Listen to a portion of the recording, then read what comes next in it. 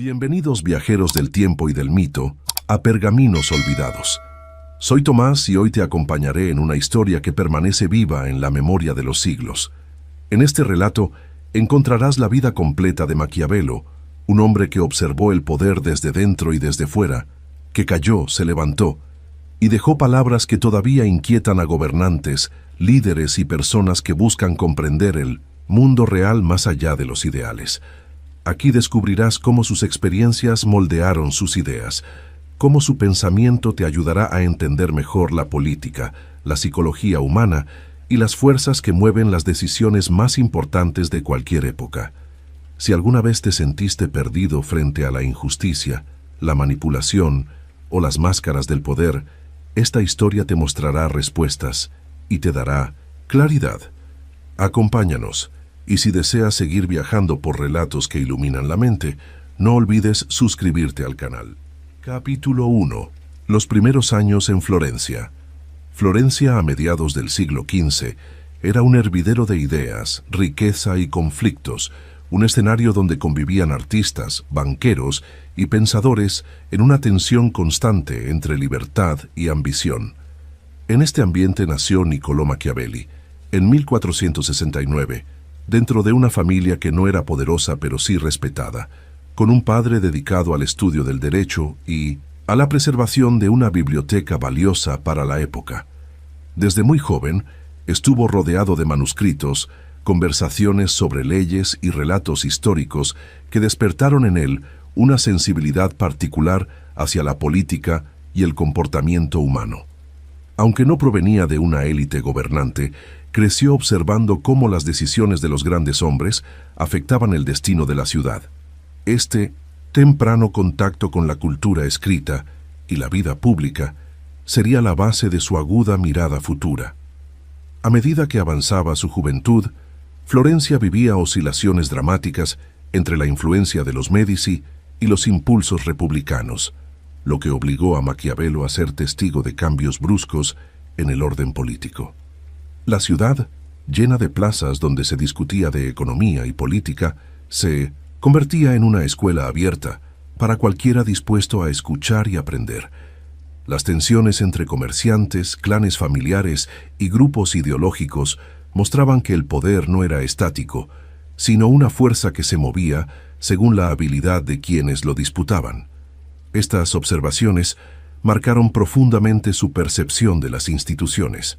Allí comprendió que la estabilidad de un gobierno dependía tanto de la virtud de sus dirigentes como de la fragilidad de las circunstancias que los rodeaban. Su educación formal no fue excepcional en términos de prestigio, pero sí sólida en contenido, enfocada en el dominio del latín y la lectura de los clásicos. Gracias a esto accedió a autores como Tito Livio, Cicerón y los historiadores romanos que analizaban la conducta humana con gran detalle. Esta formación lo llevó a desarrollar un interés por la historia no como una simple narración del pasado, sino como un campo lleno de patrones que podían repetirse en cualquier época. El joven florentino entendió que, para comprender el presente, había que estudiar la experiencia de los antiguos y observar cómo actuaban en momentos de crisis. Esa mirada comparativa sería esencial para todas sus obras posteriores. La familia Machiavelli vivía con limitaciones económicas, lo que lo obligó desde temprano a ser consciente de las dificultades de quienes no pertenecían a los grandes linajes. Esa posición intermedia entre los poderosos y los humildes le dio una perspectiva privilegiada para analizar la sociedad. No era un aristócrata, pero tampoco un plebeyo. Crecía en una línea fina donde podía escuchar las preocupaciones de ambos lados. Esta visión híbrida le permitía ver debilidades y fortalezas en cada estrato social sin idealizar a ninguno. Ese equilibrio entre cercanía y distancia explicaría después la crudeza y exactitud de sus análisis. Durante su adolescencia, Florencia estaba marcada por conflictos que iban desde tensiones comerciales hasta rivalidades religiosas y luchas entre facciones. Cada evento, desde una revuelta callejera hasta una decisión del gobierno, era una oportunidad para observar la dinámica del poder. En ese contexto, Muchos jóvenes se inclinaban hacia la filosofía, la poesía o la retórica, pero él parecía más interesado en entender el comportamiento de las personas en situaciones límite. No buscaba respuestas emocionales, sino patrones que pudieran explicar por qué algunos líderes triunfaban, mientras otros fracasaban de forma estrepitosa. Este enfoque práctico empezaba a diferenciarlo dentro de su generación. El hogar familiar fomentaba el estudio silencioso, pero la ciudad exigía atención constante a lo que sucedía en las calles. Mañanas de lectura se mezclaban con tardes observando debates en plazas, donde los ciudadanos discutían con pasión asuntos de gobierno. La efervescencia política florentina demostraba que la participación pública era crucial para mantener el equilibrio en una república. Esa dualidad entre el pensamiento reflexivo y la observación directa del mundo fue moldeando un carácter analítico que no se conformaba con ideas abstractas sin relación con la práctica. Esta combinación particular sería uno de los rasgos más distintivos de su futura obra. A pesar de no formar parte del círculo de poder, escuchaba desde niño historias sobre gobernantes, traiciones, alianzas y conflictos, lo que alimentó su curiosidad. Estas narraciones no eran simple entretenimiento, eran lecciones vivas sobre cómo los seres humanos enfrentaban la ambición, el temor, la lealtad o la desesperación. Observaba cómo la virtud podía ser premiada en algunos momentos y castigada en otros, dependiendo del clima político. Este contraste entre idealismo y realidad lo llevó a desconfiar de los discursos demasiado moralistas, entendiendo que muchas veces escondían intereses que nada tenían que ver con la justicia o el bien común. Florencia no solo era el corazón del renacimiento artístico, sino también un centro de experimentación política.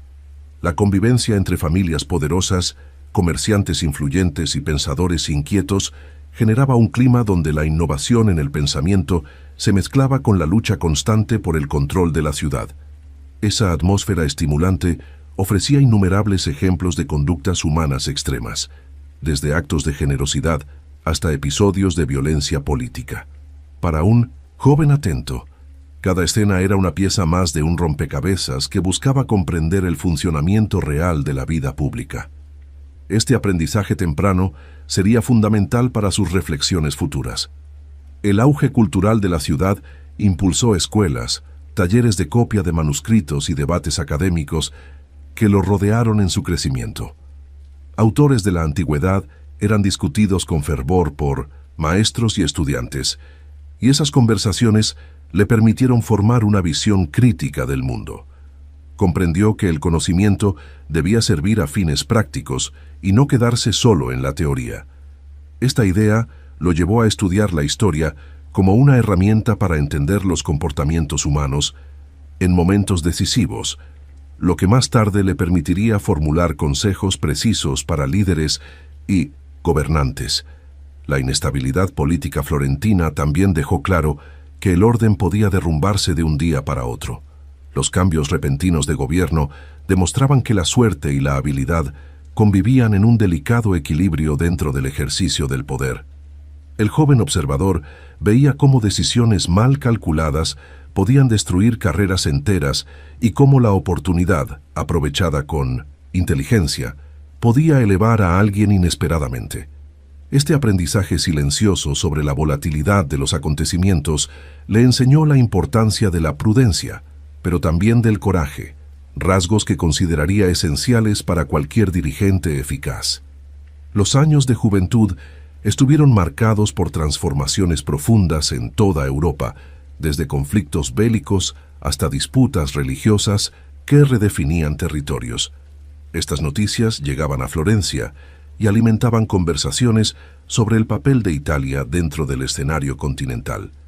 Aunque todavía no participaba en asuntos de gobierno, comprendía que su ciudad formaba parte de un sistema más amplio donde cada movimiento tenía repercusiones inesperadas. Este entendimiento temprano de la política internacional lo prepararía para las misiones diplomáticas que años después marcarían su carrera. Saber que los estados podían caer por decisiones internas o por fuerzas externas amplió su visión del poder. Hacia finales de su formación juvenil, ya poseía una comprensión más madura del comportamiento humano y del rol de las instituciones. La combinación entre estudio riguroso, observación directa y la experiencia de vivir en una ciudad políticamente vibrante había construido una base sólida para su futuro. Aún sin ocupar un cargo público, Maquiavelo había absorbido una cantidad extraordinaria de información sobre liderazgo, debilidad, manipulación y estrategia. Todo esto formaría los cimientos de la mente analítica que más tarde sería reconocida en sus obras. Sin saberlo aún, estaba preparado para entrar en la vida pública en uno de los periodos más turbulentos de la historia florentina. Capítulo 2. El juego del poder en la República Florentina. Cuando en 1498 se abrió una vacante en la Cancillería de la República Florentina, el ambiente político estaba profundamente alterado tras la expulsión de los Médici y la caída del gobierno de Savonarola. La ciudad necesitaba nuevos funcionarios, capaces de sostener la República y reorganizar sus instituciones, que habían quedado debilitadas por años de tensiones internas. En ese contexto, el joven secretario fue elegido para ocupar un cargo clave dentro de la Segunda Cancillería, responsable de correspondencias oficiales y asuntos administrativos esenciales. El nombramiento no fue fruto de una influencia personal ni de conexiones con familias poderosas, sino del reconocimiento de su capacidad intelectual y de su reputación como estudioso disciplinado. Este paso marcó el inicio de una carrera política que lo llevaría al centro del poder florentino. El trabajo dentro de la Cancillería le permitió observar de primera mano las tensiones entre facciones republicanas que buscaban mantener la libertad de Florencia frente a quienes ambicionaban concentrar el poder. La ciudad funcionaba como un tablero donde comerciantes, nobles y líderes militares intentaban moldear las decisiones del gobierno según sus propios intereses. En medio de este escenario, Maquiavelo debía redactar documentos, analizar informes y mantener una comunicación precisa entre los distintos órganos del Estado. Esta labor, aunque administrativa en apariencia, requería una comprensión profunda del equilibrio político y de los riesgos que enfrentaba la República. Cada carta enviada podía influir en alianzas o reactivar conflictos latentes. El nuevo funcionario pronto descubrió que la estabilidad republicana dependía de una vigilancia constante sobre los movimientos de las potencias vecinas. Florencia mantenía relaciones tensas con Pisa, con el papado, con los ducados del norte y con reinos extranjeros que veían en Italia un escenario propicio para la expansión militar. Por ello, su trabajo en la Cancillería no se limitaba a la gestión interna, sino que implicaba entender cómo decisiones externas podían determinar el futuro de la ciudad. Esta experiencia temprana le mostró que el poder no era solo una cuestión de liderazgo local, sino de competencia estratégica entre estados. Ese aprendizaje sería decisivo para su visión posterior de la diplomacia y del arte de gobernar. Durante estos primeros años en el cargo, tuvo contacto con figuras influyentes de la República, como miembros del Consejo Mayor y del Gonfaloniere, que ejercían las funciones ejecutivas. La dinámica entre estos cargos, sujetos a rotaciones frecuentes y a la presión de grupos ciudadanos, creaba un clima de constante negociación. El secretario debía actuar con prudencia, interpretando instrucciones y asegurando que la voluntad del gobierno se expresara con claridad en cada documento oficial. Esta responsabilidad lo llevó a desarrollar un estilo directo, enfocado en la precisión y alejado de adornos retóricos, característica que luego sería central en sus escritos políticos. La experiencia fortaleció su habilidad para distinguir entre discursos idealistas y decisiones verdaderamente eficaces. Uno de los aspectos más complejos de la República era el enfrentamiento con Pisa, que llevaba años intentando liberarse del dominio florentino. La guerra contra esa ciudad implicaba enormes gastos y presionaba a la administración para buscar soluciones rápidas y eficientes. La Cancillería debía coordinar información proveniente del frente militar, evaluar reportes y transmitir órdenes que podrían definir el rumbo de la campaña. Este conflicto fue una escuela práctica para entender cómo la debilidad interna podía ser aprovechada por enemigos externos y cómo una república, para sobrevivir, necesitaba instituciones disciplinadas y líderes capaces de adaptarse a los cambios repentinos en el terreno político. La guerra mostró también las dificultades de depender de ejércitos mercenarios, un problema que se haría evidente más adelante. La tensión militar con Pisa, sumada a la inestabilidad interna, provocaba que Florencia viviera en un estado de alerta casi permanente. En este ambiente, el secretario debía trabajar largas horas, revisando comunicaciones que determinaban la movilización de tropas, el pago de servicios y la coordinación con aliados. Esta experiencia lo convenció de que los mercenarios eran poco fiables, guiados más por el dinero que por la lealtad, y de que la República necesitaba fuerzas propias para defenderse eficazmente. No se trataba aún de una teoría escrita, sino de una conclusión nacida del contacto directo con la realidad. Más tarde, esta observación se convertiría en uno de sus principios más firmes sobre la necesidad de ejércitos ciudadanos. En la vida republicana, cada decisión era vigilada por los órganos colectivos que ejercían contrapesos sobre el gonfaloniere y el resto de magistrados. Este sistema buscaba prevenir abusos de poder, pero también generaba lentitud y dificultades para tomar decisiones rápidas en tiempos de crisis. Desde la Cancillería, el secretario veía cómo las discusiones podían prolongarse mientras las amenazas crecían afuera de la ciudad. Esta estructura institucional, diseñada para proteger la libertad, a menudo se volvía un obstáculo para la eficiencia estatal. Observar esa tensión entre libertad y seguridad lo llevó a reflexionar sobre la necesidad de encontrar un equilibrio entre participación ciudadana y autoridad firme. En el ámbito interno, también surgían disputas económicas que impactaban la estabilidad de Florencia.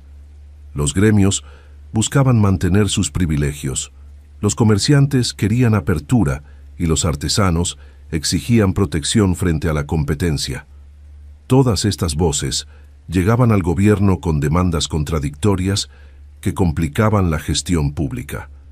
El secretario debía sintetizar estas peticiones en informes que ayudaran a los magistrados a tomar decisiones informadas. Este constante ejercicio de mediación le permitió comprender que el Estado debía actuar no solo como árbitro, sino como guardián del orden y del bienestar común. La variedad de intereses revelaba cuán difícil era gobernar una república pluralista.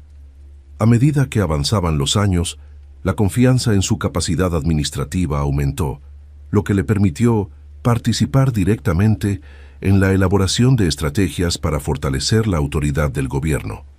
La lucha por mantener la autonomía florentina requería nuevas ideas sobre organización militar, diplomacia y administración. En este ambiente, su voz comenzó a ser escuchada con mayor atención dentro de los círculos políticos. Aunque todavía no ocupaba un cargo de máxima autoridad, su influencia crecía gracias a su habilidad para transformar problemas complejos en propuestas claras y prácticas. Esta fase consolidó su reputación como un funcionario competente y confiable. La situación política florentina también se vio afectada por la figura de Piero Soderini, elegido como gonfaloniere vitalicio, en un intento por estabilizar el gobierno. Bajo su administración, la República buscó fortalecer sus instituciones y reducir las tensiones entre facciones. El secretario encontró en este periodo un terreno más favorable para avanzar en proyectos relacionados con la defensa y la administración pública, ya que Soderini apoyaba medidas que buscaban profesionalizar la gestión estatal. Este apoyo institucional le permitió desarrollar algunas de las ideas que más tarde aparecerían en sus obras, especialmente sobre la importancia de un liderazgo fuerte pero responsable.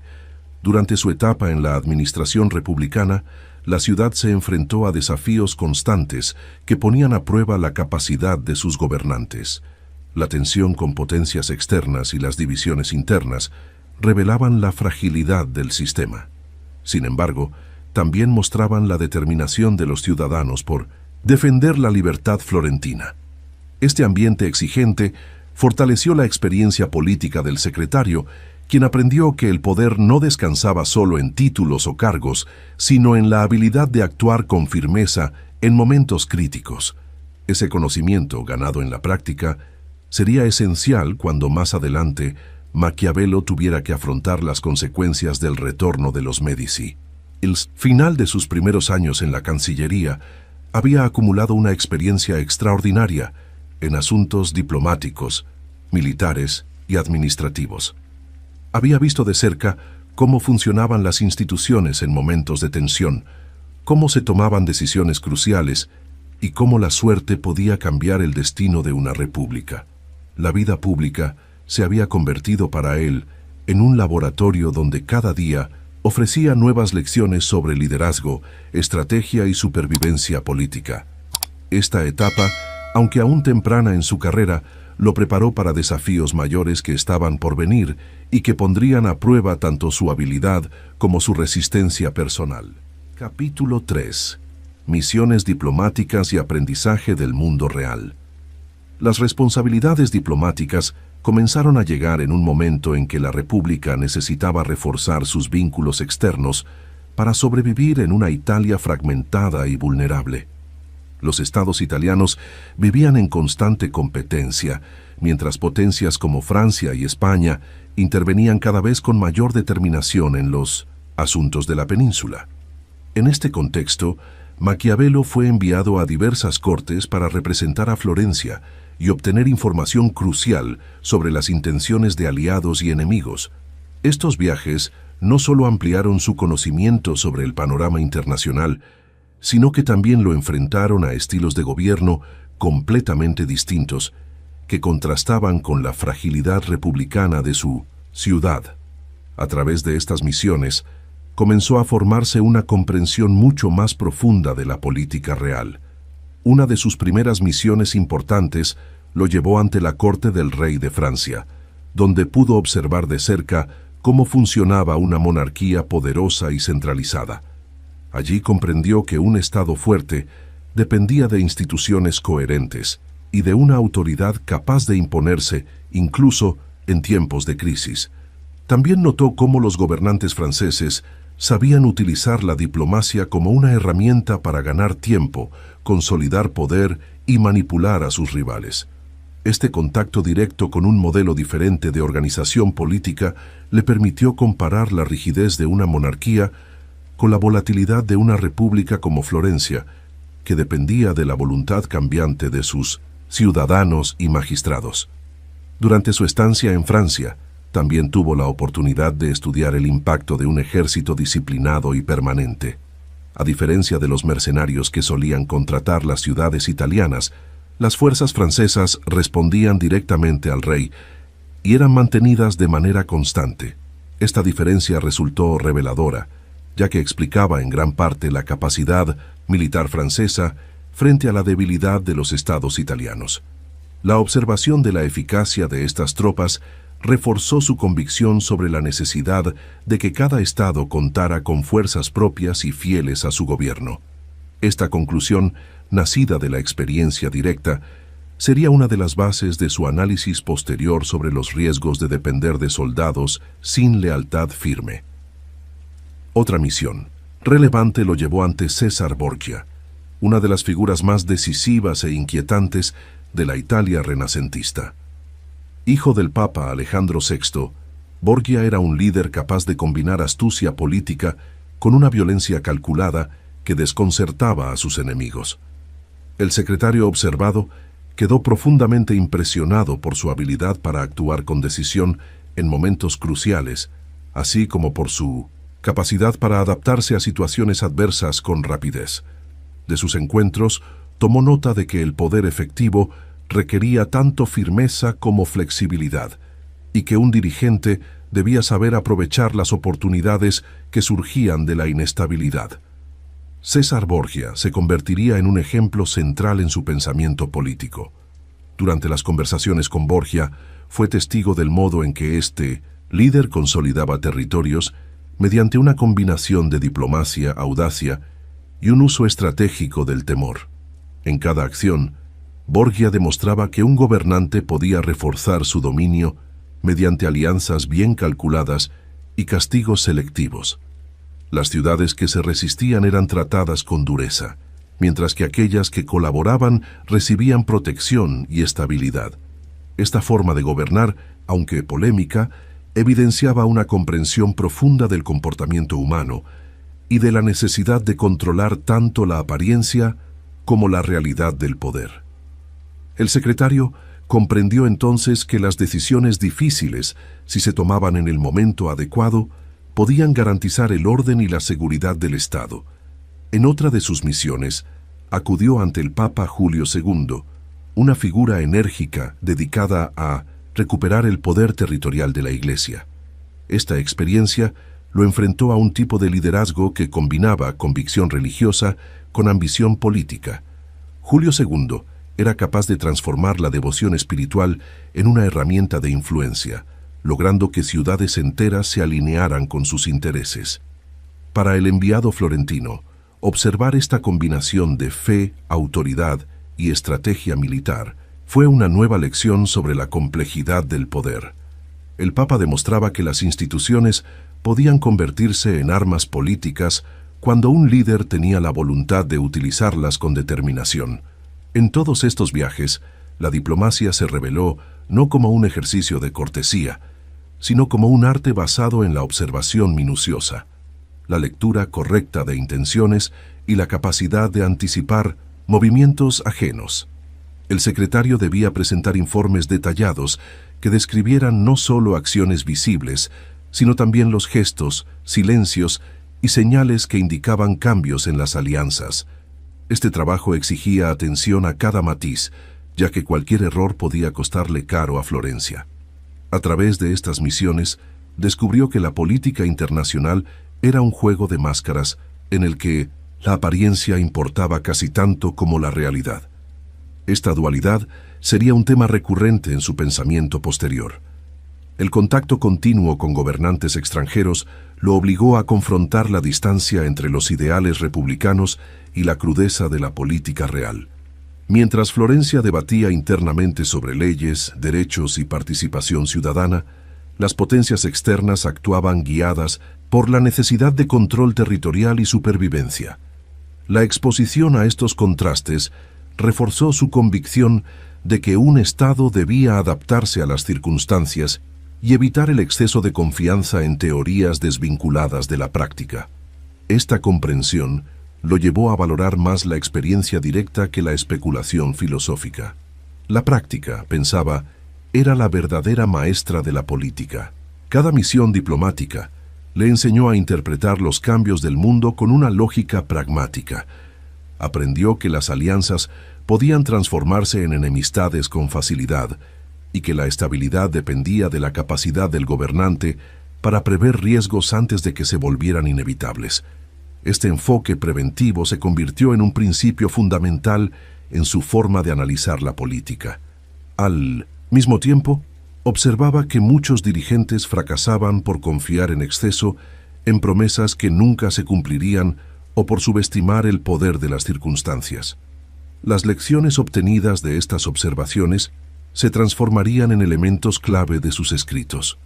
Las misiones diplomáticas también revelaron la importancia de la comunicación clara y honesta dentro del gobierno. Los informes que enviaba a Florencia debían ser precisos, evitando exageraciones que pudieran distorsionar la realidad. Sin embargo, esa honestidad no implicaba ingenuidad. Comprendió que un buen diplomático debía saber cuándo mostrar firmeza, cuándo ceder y cuándo callar para evitar conflictos innecesarios. Las sutilezas del lenguaje se convirtieron en herramientas esenciales para avanzar en negociaciones complicadas. Cada palabra tenía peso y la forma de presentarla podía modificar la decisión final de un gobernante extranjero o el rumbo de una alianza estratégica. Con el paso de los años, estas experiencias moldearon su visión de la naturaleza humana. Observó que los gobernantes actuaban movidos por intereses personales, temores, ambiciones y presiones externas, y que raramente se guiaban por ideales absolutos. entendió que la política no podía analizarse desde una perspectiva ingenua, sino desde la comprensión de estos impulsos que condicionaban cada decisión. Esta visión realista le permitió elaborar un pensamiento político basado en la observación de comportamientos concretos, no en teorías abstractas. Las misiones le mostraron que el mundo no premiaba la virtud por sí misma, sino la habilidad de utilizarla cuando era útil y de dejarla de lado cuando las circunstancias lo exigían. Al concluir esta etapa de viajes, regresó a Florencia con una visión transformada por el contacto directo con líderes y estados que operaban bajo lógicas muy distintas. Había visto cómo se construía el poder, cómo se sostenía y cómo se perdía. Había aprendido que el éxito político dependía tanto de la prudencia como del riesgo calculado, y que un gobernante debía estar siempre preparado para actuar con rapidez ante los cambios imprevistos. Estas experiencias marcaron profundamente su pensamiento y se convertirían en la base de muchas de las ideas que más tarde plasmaría en su obra. El aprendizaje obtenido en estas misiones sería decisivo para enfrentar los acontecimientos dramáticos que pronto golpearían a la República. Capítulo 4. La caída de la República y el desastre personal. El equilibrio político de Florencia comenzó a fracturarse de manera acelerada a principios del siglo XVI, cuando los Médici, expulsados años atrás, encontraron una oportunidad para retomar el control con el apoyo de fuerzas externas. La República, debilitada por tensiones internas y por la presión de potencias europeas que intervenían cada vez más en los asuntos italianos, se volvió vulnerable a cualquier cambio brusco. En 1512, las tropas españolas, aliadas de los Médici, avanzaron con determinación, provocando una crisis que superó la capacidad defensiva de la ciudad. La caída del gobierno republicano fue rápida, y con ella se derrumbaron las instituciones que habían sostenido la carrera de muchos funcionarios. En ese clima de incertidumbre, quienes habían servido a la República pasaron a ser vistos como adversarios del nuevo orden. Con el retorno de los Médici, comenzó una persecución sistemática contra quienes habían ocupado cargos de relevancia durante el periodo republicano.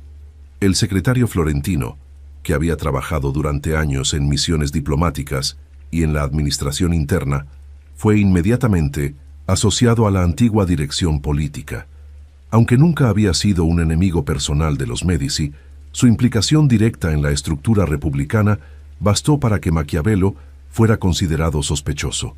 Las nuevas autoridades, temerosas de conspiraciones y de posibles oposiciones, actuaron con rapidez y dureza. En un ambiente donde el poder se afirmaba mediante la eliminación de rivales, la lealtad anterior a la República se convirtió en un motivo de persecución. Poco después de la restauración de la familia en el gobierno, fue acusado de participar en una conspiración para evitar su dominio. Aunque no había pruebas sólidas que lo implicaran directamente, el clima político favorecía las acusaciones precipitadas. Las autoridades ordenaron su arresto y fue llevado a prisión bajo cargos de traición. La caída fue abrupta, pues pasó de representar a Florencia ante reyes, papas y líderes militares a encontrarse encerrado, sin poder recurrir a ninguna defensa efectiva. La falta de garantías judiciales reflejaba el momento crítico que vivía la ciudad, en el que las decisiones de los poderosos importaban más que las evidencias. El encarcelamiento no significó únicamente una pérdida de libertad, sino también un golpe devastador a su dignidad y a su trayectoria. Durante los interrogatorios fue sometido a torturas comunes en ese tiempo, entre ellas el tormento conocido como la estrapado, que consistía en suspender al prisionero por los brazos atados a la espalda. Este método buscaba obtener confesiones, aunque lo que producía con más frecuencia eran daños físicos y psicológicos profundos. La experiencia dejó cicatrices tanto corporales como emocionales, y marcó una ruptura irreversible con la vida que había llevado hasta entonces. Ese sufrimiento, sin embargo, no lo destruyó, sino que abrió un periodo de reflexión obligado. A pesar de la severidad de los interrogatorios, los Médici no lograron obtener confesión alguna que lo implicara de manera definitiva. Con el paso de los meses, La presión disminuyó y finalmente fue liberado, aunque no rehabilitado. No recuperó su puesto ni su posición dentro de la administración y quedó bajo sospecha permanente. Su nombre se convirtió en un recordatorio incómodo para quienes gobernaban, lo que le cerró todas las puertas de la vida pública. Esta exclusión forzada fue tanto un castigo como una estrategia política. Alejarlo de Florencia impedía que ejerciera influencia en un momento en que la familia necesitaba consolidar su poder sin voces críticas alrededor. Esta marginación significó un cambio drástico en sus circunstancias personales. Acostumbrado a trabajar en el centro del aparato estatal, redactando informes y tratando directamente con figuras poderosas, se encontró de repente apartado de todo. Sin un cargo, sin ingresos regulares y sin posibilidades de defender su reputación, tuvo que abandonar la ciudad y retirarse a su propiedad familiar en Sant'Andrea in Percusina, un pequeño lugar rural lejos del bullicio político que había marcado su vida adulta.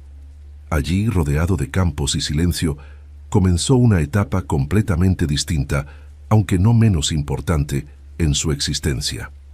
El aislamiento no solo representó una caída social, sino también una oportunidad inesperada para observar la política desde afuera. Privado del poder y de la actividad diplomática, Maquiavelo se dedicó a reflexionar sobre los acontecimientos que habían transformado Florencia y sobre las razones que habían conducido a la República a su caída. En esa soledad obligada, revisó sus experiencias pasadas, sus misiones diplomáticas, las acciones de los gobernantes que había conocido y los errores que habían debilitado al Estado. La distancia física de la política permitió que su pensamiento adquiriera una claridad nueva, libre de presiones cotidianas. Ese proceso interno sería decisivo para sus obras posteriores. Al mismo tiempo, enfrentó dificultades económicas que agravaron su situación. Sin un salario estatal y con responsabilidades familiares, se vio obligado a administrar con cuidado cada recurso disponible. Algunos amigos influyentes, conscientes de su situación, intentaron interceder discretamente para generar oportunidades que le permitieran mantenerse activo intelectualmente. Sin embargo, los Médici desconfiaban de cualquier gesto que pudiera insinuar un retorno a la vida política, por lo que la ayuda externa era limitada. Estas restricciones reforzaron la sensación de haber sido completamente apartado del mundo al que había dedicado su vida. A pesar de la adversidad, mantuvo un vínculo profundo con la realidad política mediante cartas y conversaciones ocasionales con figuras que aún le tenían estima. A través de estas comunicaciones seguía el desarrollo de los acontecimientos en Florencia y en Italia, aunque ya no desde una posición de influencia. La distancia no disminuyó su interés por comprender los movimientos de líderes y estados, sino que lo llevó a observar todo con un espíritu más analítico y menos condicionado por las urgencias de la administración.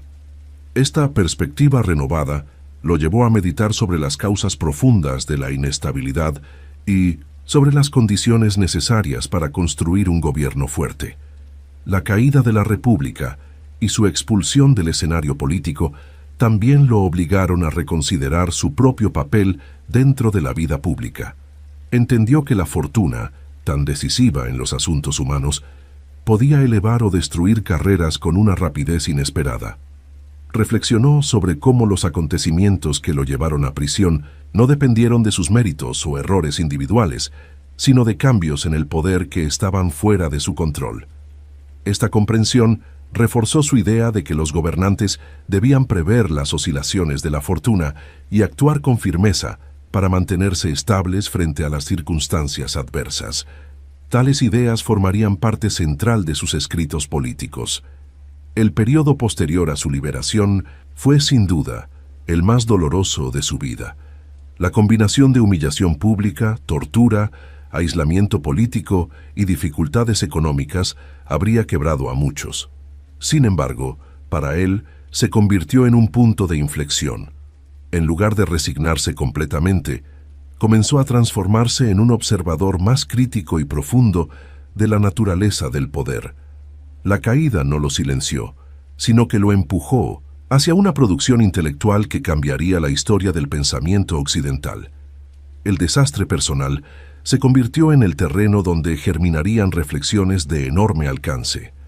Este proceso de reconstrucción interior se consolidaría durante el exilio en Sant'Andrea, donde canalizó su dolor y su lucidez hacia la escritura. Allí comenzaría a gestarse la obra que lo haría conocido en todo el mundo, fruto directo de las experiencias acumuladas y de la tragedia que había atravesado. La caída de la República no solo fue un desastre político y personal, sino también el origen de un nuevo capítulo en su vida, marcado por una creatividad intensa y una mirada completamente renovada sobre el ejercicio del poder. Capítulo 5. El exilio en Sant'Andrea y el nacimiento de El Príncipe. El retiro forzado a Sant'Andrea marcó un cambio radical en la vida del antiguo secretario florentino. Acostumbrado al ritmo intenso de la política, a los viajes diplomáticos y al contacto con figuras poderosas, se encontró de repente en un ambiente rural, silencioso y alejado de cualquier decisión gubernamental.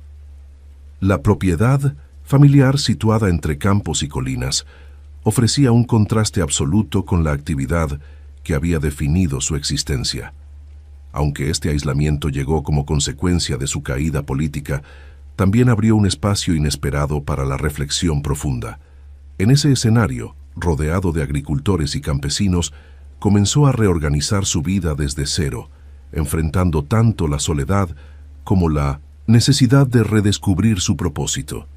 Las mañanas en Sant'Andrea estaban dedicadas a tareas cotidianas que jamás habían ocupado su agenda. Debía supervisar los trabajos de la finca, atender asuntos administrativos menores y gestionar los recursos disponibles para sostener a su familia en un momento de precariedad económica. Estas labores simples, aunque distantes de la actividad pública, le permitieron observar la vida rural con una claridad nueva. Los campesinos, alejados de la complejidad política de Florencia, vivían sujetos a la necesidad constante de adaptarse a las estaciones, a la escasez o a la abundancia y a los ritmos implacables de la tierra. Esta experiencia lo llevó a pensar que la política, al igual que la agricultura, exigía paciencia, previsión y resistencia frente a las circunstancias adversas. A pesar de estas ocupaciones domésticas, el peso de su caída seguía presente en cada pensamiento. El recuerdo de la prisión, de la tortura y de la humillación sufrida bajo el nuevo gobierno todavía lo acompañaba. Había sido expulsado de la vida pública sin posibilidad de defenderse, y las puertas de la administración parecían cerradas de manera definitiva. Sin embargo, en lugar de dejarse consumir por el resentimiento, Maquiavelo comenzó a canalizar ese dolor hacia una búsqueda intelectual. La distancia de Florencia, aunque impuesta, le permitía analizar con mayor frialdad los acontecimientos políticos y las razones que habían llevado a la República al fracaso. Este proceso de introspección se convertiría en el motor de su obra más influyente. Las tardes en su retiro seguían una rutina que él mismo describió en una célebre carta a su amigo Francesco Vettori.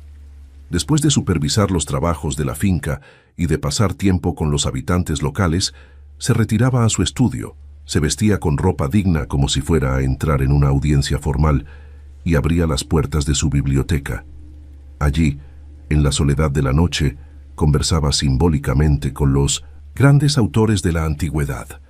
Releía a Tito Livio, Cicerón, Polibio y los historiadores romanos, buscando en ellos las claves que podían explicar la naturaleza del poder, el comportamiento de los líderes y la fragilidad de las instituciones. Estas noches de estudio intenso fueron el verdadero origen de su renacimiento intelectual. Durante esas horas de lectura comenzó a tomar notas, reflexionar sobre sus experiencias diplomáticas y comparar las acciones de los gobernantes antiguos con las de sus contemporáneos. Había observado la audacia de César Borgia, la firmeza del rey de Francia, la energía del Papa Julio II y las debilidades de la República Florentina. Todos estos ejemplos se mezclaban con su conocimiento de la historia romana, creando un terreno fértil para nuevas ideas. Ese ejercicio lo llevó a concluir que el éxito de un gobernante dependía de su capacidad para actuar según las circunstancias, aprovechando la fortuna cuando era favorable y enfrentándola con determinación cuando se volvía adversa. Esta reflexión fue el cimiento conceptual de su obra más célebre. En este periodo nació El Príncipe, un tratado dirigido inicialmente a Lorenzo de Médici, con la esperanza de recuperar algún grado de consideración política. El texto no era una súplica, sino una exposición clara y directa de los principios que él consideraba fundamentales para consolidar un poder estable. En sus páginas analizaba los distintos tipos de principados, los métodos para adquirirlos, los peligros que debían evitarse y las cualidades necesarias para mantener el dominio. Su lenguaje, desprovisto de adornos, buscaba transmitir la crudeza de la realidad política sin caer en ilusiones. La obra reflejaba la convicción de que un gobernante debía conocer a fondo la naturaleza humana para anticipar comportamientos y controlar situaciones de riesgo.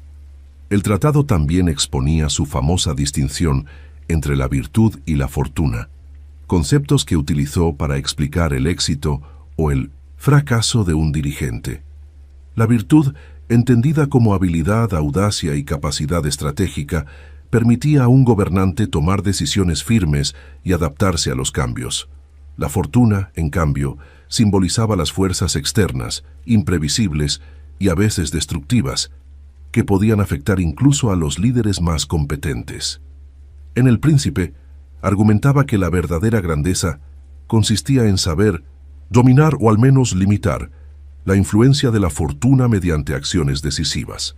Esta idea surgía directamente de su propia experiencia, marcada por el ascenso, la caída y la necesidad de reinventarse.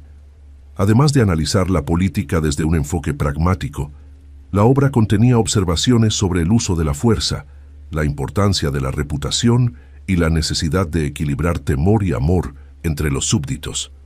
Estas reflexiones no eran teorías abstractas, sino conclusiones derivadas de sus años de servicio público y de sus observaciones en cortes extranjeras. Para él, el liderazgo efectivo no podía depender únicamente de virtudes tradicionales como la bondad o la generosidad, sino de la capacidad para actuar con dureza cuando la situación lo exigía. El tratado subrayaba que un gobernante debía estar dispuesto a tomar decisiones difíciles si con ello aseguraba la estabilidad del Estado.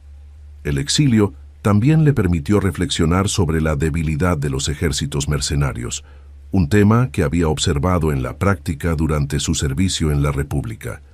En El Príncipe, insistía en que un Estado debía confiar en sus propias fuerzas y en soldados leales a su tierra, no en tropas contratadas.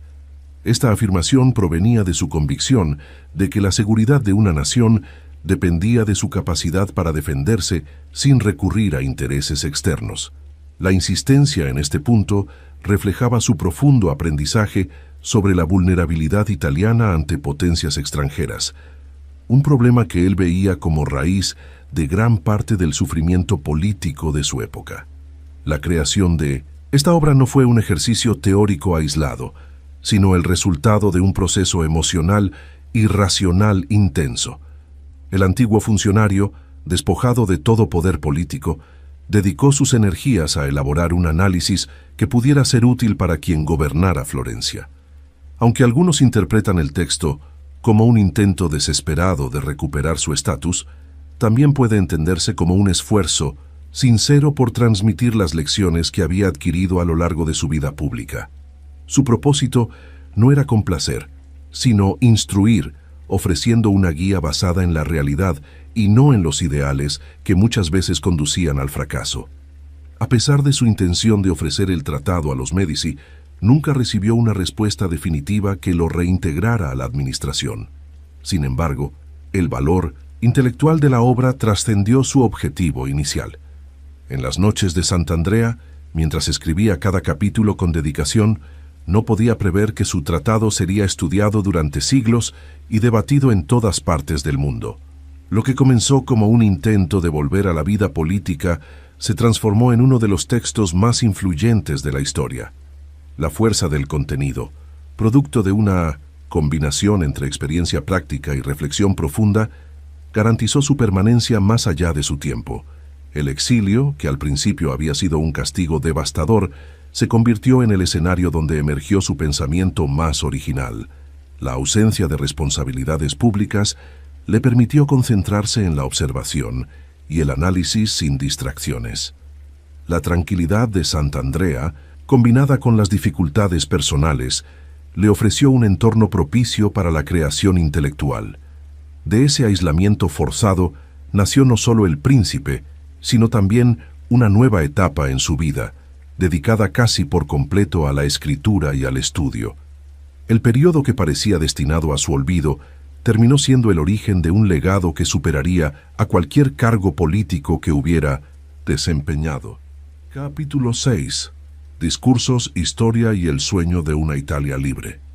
Tras la creación del príncipe, el periodo en Sant'Andrea continuó siendo fértil en términos intelectuales, pero la cantidad de inquietudes que lo ocupaban lo llevó a expandir sus reflexiones hacia nuevos campos. A medida que se distanciaba emocionalmente de la derrota política que lo había llevado al exilio, empezó a dirigir su mirada hacia la historia de Roma, convencido de que allí se encontraban las enseñanzas más profundas para construir un Estado sólido.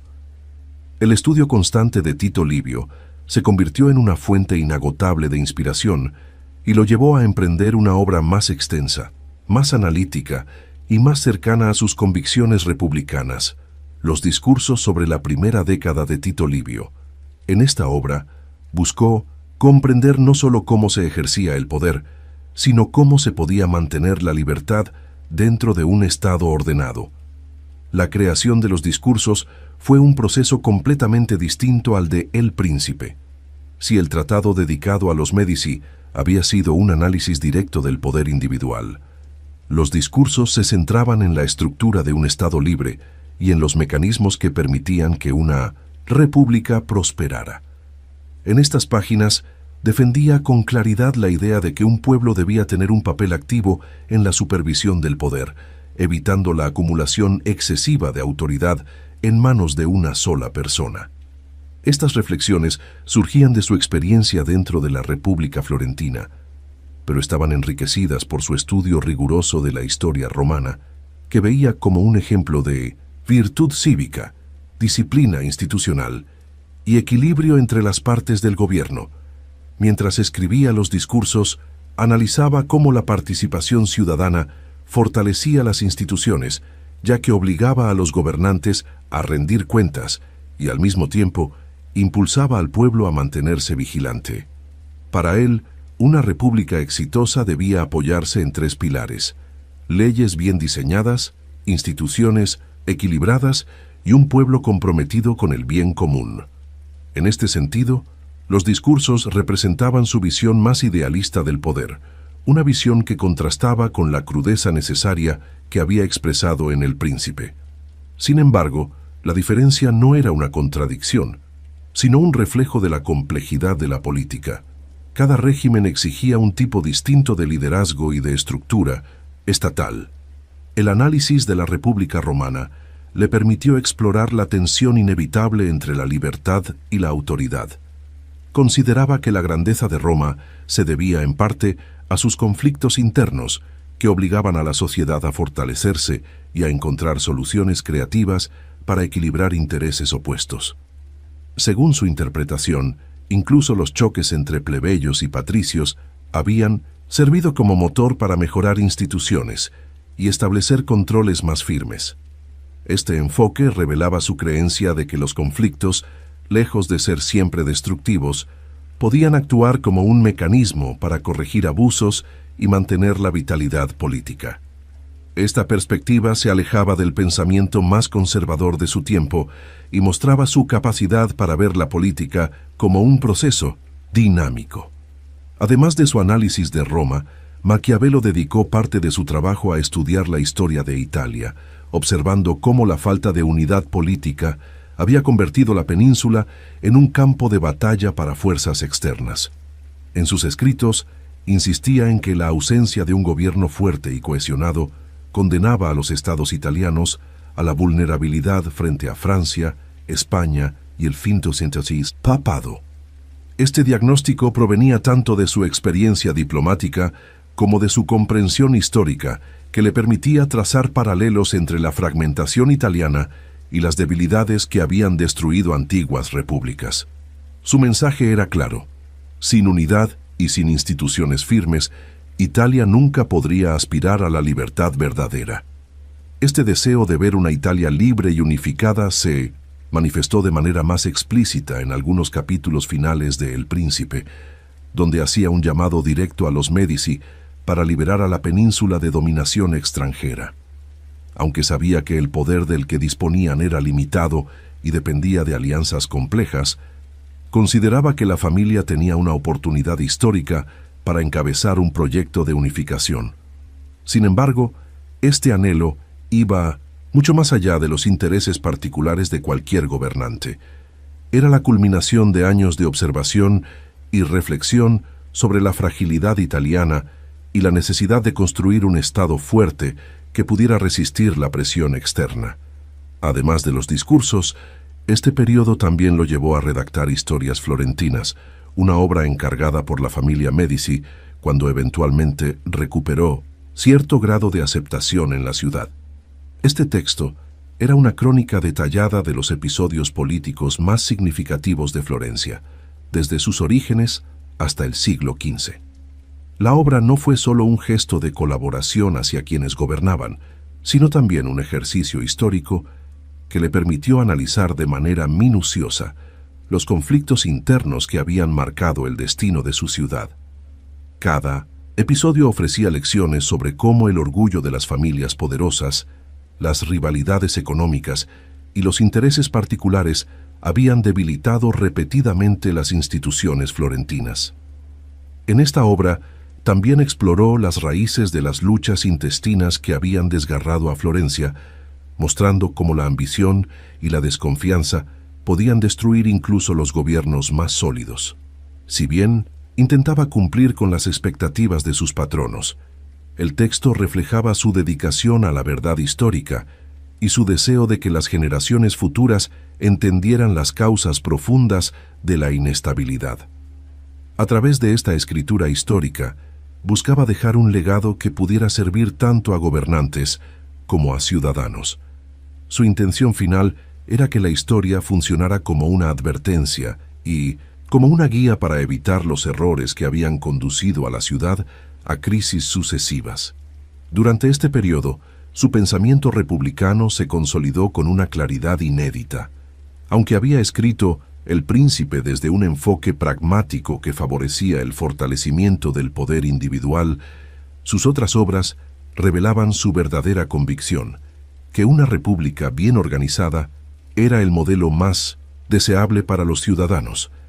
Para él, la libertad debía preservarse a través de instituciones sólidas capaces de limitar los abusos y fomentar la participación. Su visión republicana no era una idealización ingenua, sino una propuesta basada en la observación histórica y en el análisis profundo de los éxitos y fracasos de distintos modelos políticos a lo largo del tiempo.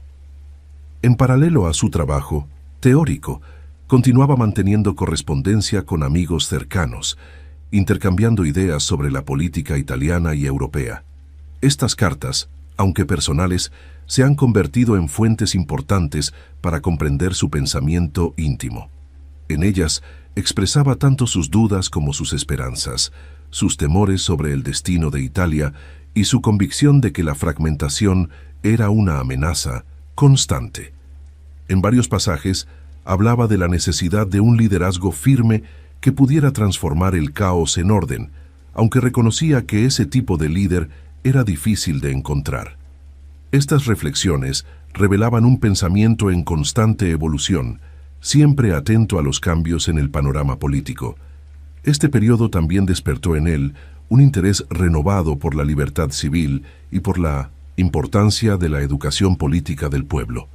Consideraba que una sociedad que no entendía el carácter cambiante del poder estaba destinada a repetir los mismos errores.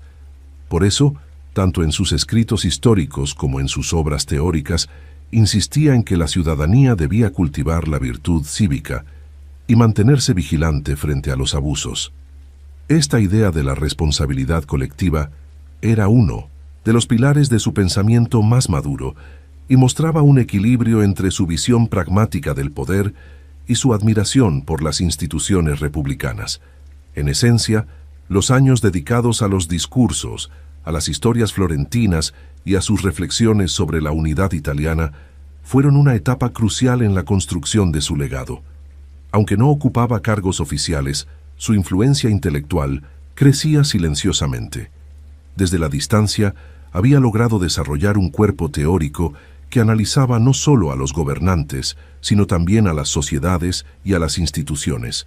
Este periodo demostró que incluso fuera del poder, la observación rigurosa y la reflexión constante podían contribuir de manera decisiva al pensamiento político. Su sueño de una Italia unificada y libre no se cumpliría en su tiempo, pero quedó plasmado en sus obras como un llamado a las generaciones futuras para construir un Estado fuerte, estable y capaz de resistir las amenazas externas e internas. Capítulo 7. Regreso a Florencia y últimos intentos de servir. El ambiente político italiano experimentó un cambio profundo tras la invasión de tropas imperiales en 1527 y el colapso temporal del poder de los Médici en Florencia. La ciudad volvió a proclamarse república, empujada por un fuerte sentimiento popular que rechazaba la dominación externa y buscaba restaurar la libertad perdida. Este giro, repentino, abrió una pequeña esperanza para quienes habían sido expulsados del escenario político años antes. Entre ellos, el antiguo secretario observó desde la distancia cómo surgía la posibilidad de regresar a la vida pública. Sin embargo, el tiempo había pasado, y la nueva dirigencia era cautelosa con respecto a todos los que alguna vez habían colaborado, aunque fuera de manera marginal, con los Médici. A pesar de esa atmósfera de sospecha, Maquiavelo logró acercarse nuevamente a Florencia, impulsado por la ilusión de servir otra vez a su ciudad. La caída de los Médici parecía ofrecer una oportunidad para que quienes habían sido marginados injustamente pudieran recuperar un papel dentro del gobierno. Al llegar encontró una ciudad tensa, dividida y dominada por el temor ante el avance de las fuerzas imperiales que amenazaban con restaurar a la familia expulsada. La República trataba de reorganizar sus defensas y fortalecer sus instituciones, pero la falta de recursos, la presión externa y las rivalidades internas complicaban cada decisión. En este escenario inestable, él buscaba demostrar que su experiencia podía ser útil. Uno de sus primeros intentos por integrarse nuevamente en la política consistió en ofrecer asesoría para la reorganización militar. Su experiencia en misiones diplomáticas y en la administración republicana lo convertía en un candidato lógico para colaborar en un momento en que Florencia necesitaba urgentemente estructuras defensivas coherentes. Sin embargo, su reputación estaba dañada por la sospecha de su cercano vínculo pasado, aunque involuntario, con los Médici, lo que llevó a muchos ciudadanos republicanos a dudar de su lealtad. Esta percepción injusta fue un obstáculo constante para sus aspiraciones, a pesar de que había sufrido prisión, tortura y destierro tras el regreso de la familia al poder. Para limpiar su nombre y mostrar su compromiso con la República, decidió ofrecer una obra que pudiera servir tanto como gesto político como herramienta de análisis. Fue en este contexto que compuso La vida de Castruccio Castracani, una biografía de un líder militar de Lucca, escrita en un estilo directo y con reflexiones sobre el liderazgo, la fortuna y la autoridad. Aunque el texto tenía componentes literarios y no poseía el rigor histórico de sus otras obras, funcionaba como una manera de demostrar su capacidad intelectual y su voluntad de contribuir al fortalecimiento político de Florencia. Este intento, sin embargo, no fue suficiente para disipar la desconfianza que lo rodeaba. A pesar de sus esfuerzos, las autoridades republicanas seguían indecisas sobre su reintegración en la administración. Algunos sectores reconocían su talento, sus conocimientos y la relevancia de su obra, mientras que otros lo consideraban un riesgo político. La República recién restaurada necesitaba mostrarse firme y coherente frente a la amenaza externa, por lo que cualquier sospecha de simpatía hacia los Médici era tratada con extrema dureza. Esta tensión dejó al escritor en una posición ambigua, respetado por su capacidad intelectual, pero rechazado por su pasado involuntario en el gobierno anterior. El temor a sabotajes y traiciones dominaba la vida política, y ese clima complicaba cualquier posibilidad de que pudiera ocupar cargo alguno. En medio de estas dificultades, mantuvo contacto con amigos influyentes que intentaron interceder por él, pero el clima de incertidumbre era demasiado intenso. La ciudad estaba al borde del colapso militar, acosada por las fuerzas imperiales que avanzaban para restaurar a los Médici con apoyo extranjero. La República no tenía recursos suficientes para sostener una defensa prolongada, y los debates internos sobre la estrategia militar eran constantes y desgastantes. En este escenario desesperado, cualquier figura que pudiera generar dudas en el interior del gobierno era mantenida a distancia, aunque sus habilidades fueran útiles. Esta realidad privó al antiguo secretario de la oportunidad de demostrar su valor en el momento crítico. El deterioro de su salud coincidió con esta etapa de incertidumbre. La ansiedad, el agotamiento y la frustración acumulados tras años de exilio, pobreza y rechazo perjudicaron su bienestar físico. A pesar de ello, continuaba escribiendo y reflexionando, convencido de que su papel, aunque no oficial, seguía siendo contribuir al conocimiento político. En cartas a sus amigos, expresaba tanto su esperanza como su desesperanza, reconociendo que su destino dependía más de los acontecimientos externos que de sus propias acciones. Su vida parecía atravesar una última oscilación, marcada por la fortuna, aquella misma fuerza que tanto había analizado en sus escritos. El regreso de los Médici en 1530, tras el asedio y la caída de la República, selló definitivamente su destino. Aunque la familia recuperó el control de la ciudad, él no volvió a ser considerado para puestos públicos. La sospecha hacia quienes habían simpatizado con la República era ahora tan fuerte como antes lo había sido hacia quienes habían servido bajo la autoridad de los Médici. Así, quedó atrapado entre dos mundos que nunca lo recibieron por completo. La ciudad a la que había dedicado sus esfuerzos durante tanto tiempo lo excluía una vez más, dejándolo sin posibilidad de ocupar el lugar que él creía merecer por sus conocimientos y su trayectoria. El desencanto que experimentó en esta etapa final de su vida se mezcló con una resignación serena. Sabía que el curso político de Florencia lo había superado y que no volvería a tener un papel central en la administración. Aún así, mantuvo su interés por los asuntos públicos, envió cartas con análisis políticos y siguió de cerca la reorganización de la ciudad bajo el dominio restaurado. La conciencia de que no sería llamado a servir no apagó su espíritu analítico ni su pasión por comprender la historia y el poder. La exclusión, aunque dolorosa, no anuló su vocación intelectual. En 1970, esta última fase, la escritura siguió siendo su refugio. Continuó revisando algunas de sus obras anteriores y dejó textos menores que mostraban la persistencia de su pensamiento crítico. Aunque ya no aspiraba a influir directamente en los eventos políticos, confiaba en que sus escritos serían útiles para futuras generaciones de líderes, ciudadanos y estudiosos. Esta convicción lo llevó a mantener la esperanza de que su aporte, aunque no reconocido plenamente en vida, sería valorado con el tiempo. El aislamiento físico no redujo la fuerza de sus ideas ni la claridad de su perspectiva. Su muerte, ocurrida poco después, cerró una vida marcada por ascensos, caídas, esperanzas frustradas y un compromiso profundo con la comprensión del poder. Había servido a su ciudad con dedicación, había sufrido injusticias extremas y había producido una obra intelectual que superaría los límites de su tiempo. Aunque nunca volvió a ocupar un cargo político relevante, Maquiavelo dejó una huella que transformaría la teoría política occidental.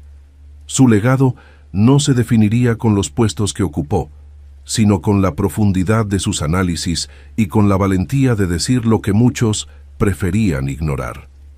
Ese sería su verdadero triunfo, incluso en ausencia de reconocimiento oficial. Capítulo 8. El legado político y la interpretación del maquiavelismo. Tras su muerte, la obra de Maquiavelo comenzó un recorrido complejo, lleno de interpretaciones, polémicas y lecturas que atravesarían siglos. En vida, no había gozado del prestigio político que buscaba, pero su pensamiento encontró un destino distinto: convertirse en una de las bases intelectuales más influyentes del estudio moderno del poder. Lo que inicialmente había escrito para un contexto específico, dirigido a ciertos gobernantes de su tiempo, se transformó en un marco teórico universal. Sus reflexiones trascendieron la política italiana y se volvieron aplicables en cualquier situación donde existiera autoridad, conflicto y búsqueda de estabilidad. Este tránsito desde la marginalidad hacia la centralidad intelectual fue gradual, impulsado especialmente por la expansión de la imprenta. La difusión de El Príncipe tras su fallecimiento generó un impacto inmediato entre académicos, teólogos y gobernantes europeos. El tono directo de la obra, su análisis sin adornos y su insistencia en mirar la política como realmente ocurre, y no como debería ser según ideales abstractos, provocaron reacciones fuertes. Algunos lo vieron como un manual peligroso que justificaba conductas inmorales en nombre del bien del Estado. Otros lo consideraron una advertencia lúcida sobre cómo operaban realmente los poderosos. Esta división profunda fue uno de los primeros signos de que su obra había tocado una verdad incómoda. La política, mostrada sin la máscara de la moralidad tradicional, resultaba perturbadora para muchos lectores. Durante los siglos XVI y XVII, el término maquiavelismo comenzó a circular con un sentido cada vez más negativo. Se asociaba a la astucia extrema, a la manipulación, al engaño calculado y al uso implacable del poder para lograr fines particulares. Sin embargo, esta interpretación simplificada no reflejaba la complejidad de su pensamiento. Parte de esta distorsión provino de autores que, desconocedores de sus discursos y de su obra republicana, basaron su juicio únicamente en El Príncipe.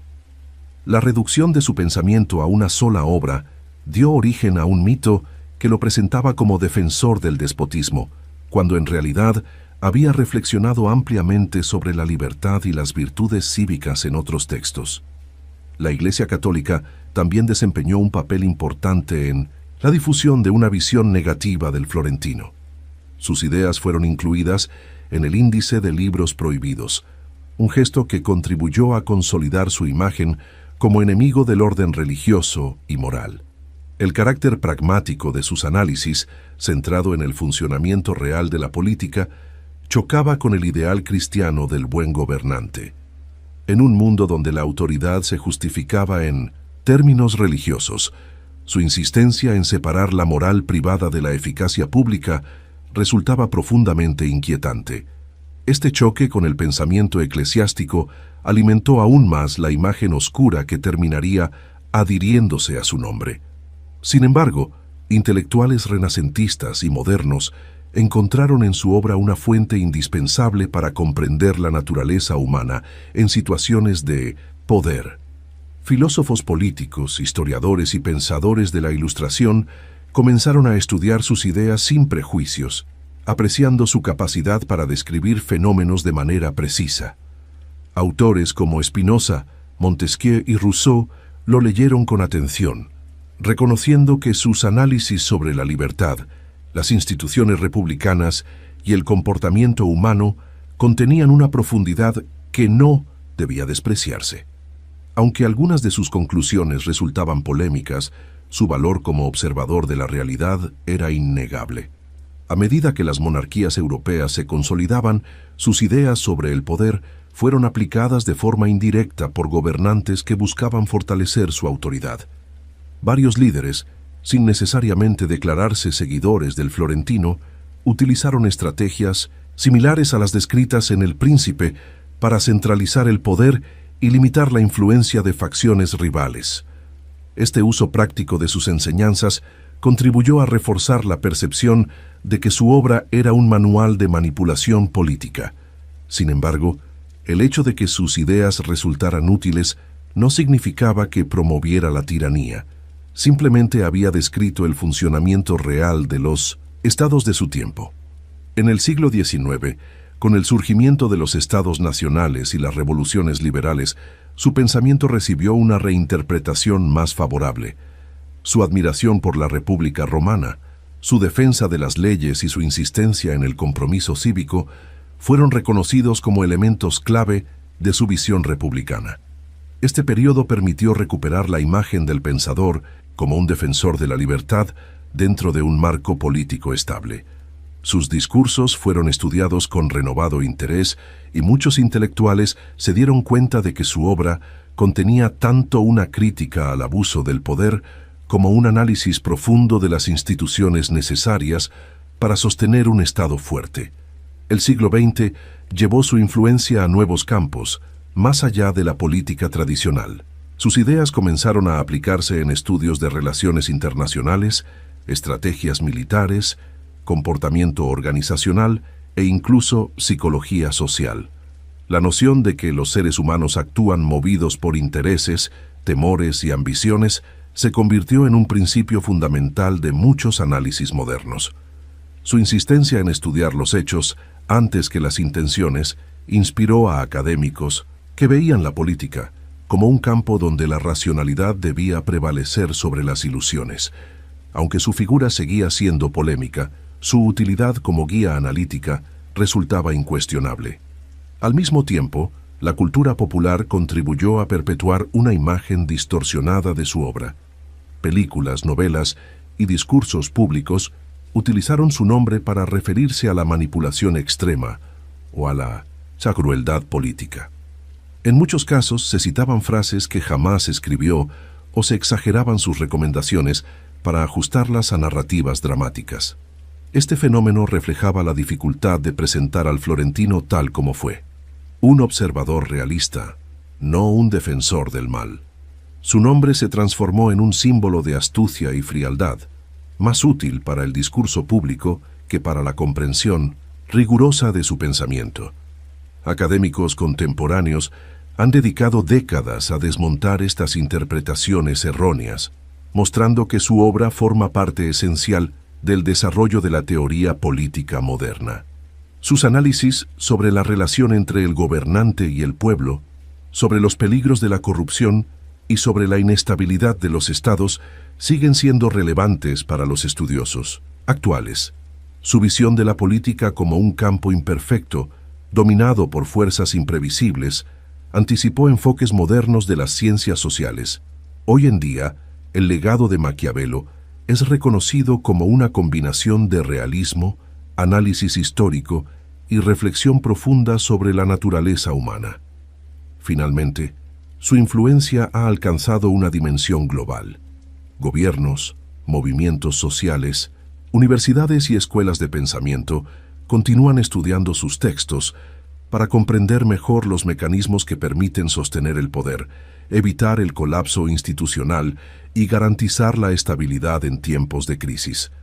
El maquiavelismo, entendido correctamente, no es un llamado a la inmoralidad, sino una advertencia sobre la necesidad de reconocer la realidad tal como es. El impacto de su obra demuestra que su legado no reside en un supuesto culto a la manipulación, sino en su capacidad para revelar la verdad incómoda de la política, que el poder, para ser eficaz, requiere una mezcla de virtud, prudencia y capacidad para enfrentar la fortuna con decisión. Capítulo 9. Curiosidades y aspectos poco conocidos. A pesar de la enorme fama que alcanzaron sus escritos, la vida personal de Maquiavelo estuvo llena de matices que a menudo quedan ocultos detrás de su figura intelectual. Uno de los detalles menos mencionados es su profundo sentido del humor, evidente en muchas de sus cartas. En varias de ellas, dirigidas a amigos cercanos, relataba episodios cotidianos con ironía y ligereza, muy distante de la imagen severa con la que suele asociarse su nombre. Esta faceta humorística revela que detrás del autor de tratados políticos había una persona capaz de reírse de sí misma, de las situaciones incómodas y de las contradicciones humanas. Estas cartas nos ofrecen un contraste sorprendente con el tono sobrio de sus obras teóricas. Otro aspecto interesante es su relación con la música y el teatro, elementos que desempeñaron un papel importante en su vida privada. Durante el exilio, además de escribir tratados políticos, dedicó tiempo a la creación de obras teatrales que se inscribían dentro de la tradición cómica florentina. Su comedia La Mandrágora se convirtió en una de las piezas más celebradas del teatro renacentista italiano por su agudo retrato de los engaños y las debilidades humanas. El hecho de que pudiera escribir tanto sobre estrategia política como sobre enredos amorosos demuestra la amplitud de su talento literario y su capacidad para entender las motivaciones humanas en todos los niveles sociales. También resulta sorprendente descubrir que no siempre vivió rodeado de libros como podría suponerse. Durante su juventud, la familia enfrentaba dificultades económicas que dificultaban la adquisición de obras nuevas. Su padre, sin embargo, mantenía una pequeña biblioteca que fue esencial para su formación. Esta colección limitada, compuesta principalmente por obras clásicas, obligó al joven lector a profundizar en cada texto disponible, desarrollando así una comprensión detallada de los autores antiguos. Paradójicamente, la escasez contribuyó a formar la solidez intelectual que caracterizó su pensamiento. La falta de abundancia lo llevó a aprovechar al máximo cada lectura. Entre sus hábitos cotidianos, destaca la costumbre que tenía durante el exilio de cambiarse de ropa antes de estudiar, como si estuviera entrando en una audiencia oficial. Lo explicó en una carta célebre en la que relataba cómo, después de pasar el día entre campesinos y tareas rurales, se vestía con dignidad para encontrarse simbólicamente con los grandes autores de la antigüedad. Este gesto revela un profundo respeto por el conocimiento y por la tradición intelectual. No se trataba de una simple rutina, sino de un ritual mediante el cual separaba la vida práctica de la reflexión profunda, otorgando a la lectura y la escritura un carácter casi sagrado. Otro dato curioso es que, durante toda su vida mantuvo relaciones amistosas con personas de muy distinto estatus social. No se limitaba a relacionarse con funcionarios o nobles, sino que conversaba con campesinos, comerciantes y artesanos. Esta mezcla de mundos le permitía observar comportamientos humanos variados y comprender la diversidad de intereses presentes en una sociedad. La política, para él, no se entendía solo desde los palacios o los escritorios diplomáticos, sino también desde las calles, los talleres y los campos. Su capacidad para captar detalles de todos estos ambientes enriqueció enormemente sus análisis posteriores. A pesar de la intensidad de sus escritos políticos, no siempre aspiró a ocupar cargos de poder. Su ambición principal era servir a la República como funcionario, no gobernarla. Esto explica la frustración profunda que experimentó cuando fue excluido de la administración tras el retorno de los Médici. Nunca buscó ser protagonista absoluto, sino actuar como observador y asesor. Este enfoque revela la humildad y el realismo con que concebía su papel dentro del Estado. Sabía que no pertenecía a una familia poderosa y que su fuerza residía en el análisis y la escritura, no en la autoridad directa sobre otros. Un elemento sorprendente en su vida es su habilidad para adaptarse al entorno político cambiante sin renunciar a sus convicciones intelectuales. Aunque escribió El Príncipe, dirigido a un gobernante de carácter fuerte, también desarrolló obras profundamente republicanas como Los Discursos. Esta aparente contradicción ha sido motivo de debate durante siglos. Sin embargo, lo que demuestra es su capacidad para analizar las circunstancias políticas desde múltiples perspectivas. Para él, no había un solo modelo válido de gobierno, sino formas distintas de organización que debían evaluarse según el contexto. Esta flexibilidad intelectual lo convierte en un pensador más complejo que la imagen simplificada que se difundió después. Pocos saben que, además de sus obras mayores, escribió numerosos textos breves que abordaban temas filosóficos, históricos y literarios. Entre ellos se encuentran reflexiones sobre la fortuna, la naturaleza humana y la corrupción política. Estos escritos, aunque menos conocidos, complementan las ideas que desarrolló en sus libros principales y muestran su constante preocupación por entender los mecanismos del poder. La amplitud de estos temas revela que su curiosidad intelectual no se limitaba a cuestiones prácticas, sino que exploraba dimensiones más profundas del comportamiento humano. Otro dato interesante es que, a pesar de la dureza con la que suele describirse su pensamiento, valoraba profundamente la virtud cívica. Creía que una sociedad solo podía prosperar si sus ciudadanos mantenían un compromiso firme con las leyes y con el bien común. Esto contrasta con la interpretación popular que lo presenta como defensor del engaño y la traición. En realidad, su análisis de la corrupción, del desorden y de la debilidad de las instituciones tenía como objetivo mostrar los peligros que enfrentan las sociedades cuando pierden la virtud pública. Esta preocupación lo acerca más a los autores clásicos que a los supuestos promotores de la inmoralidad política. También resulta significativo que Maquiavelo nunca alcanzó la riqueza personal. A diferencia de otros pensadores o funcionarios de la época, no acumuló propiedades ni tesoros. Las dificultades económicas lo acompañaron incluso en sus últimos años de vida. Este hecho demuestra que su interés por la política no estaba motivado por beneficios materiales. Su compromiso con el estudio del poder provenía de una genuina preocupación por el destino de Florencia y por la necesidad de construir instituciones sólidas. Su integridad personal contrasta con la imagen de ambición sin límites que tanto se le atribuyó después. Finalmente, entre los aspectos menos conocidos se encuentra la profunda influencia que tuvo como escritor en campos ajenos a la política.